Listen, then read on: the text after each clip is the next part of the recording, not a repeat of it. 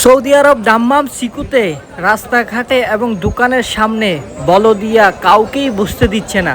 সবজির দোকান বলুন, মাছের দোকান বলুন, বিভিন্ন ধরনের ইয়েমেনিদের বাজার, এখানে বসতে দিচ্ছে না। দেখুন দোকানগুলোতে কিভাবে মানুষের ভিড়, এক একটা দোকানে ঢোকা যাচ্ছে না মানুষের ভিড়াভিড়ির জন্য।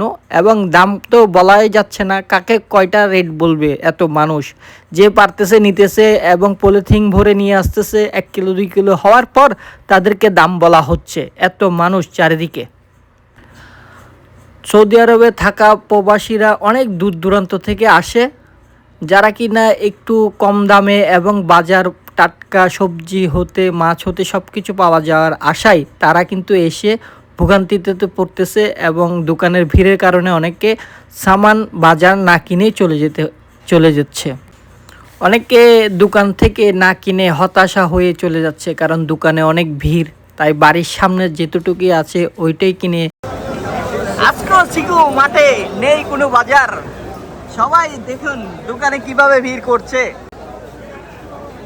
সিকুর মাঠে নেই কোনো বাজার।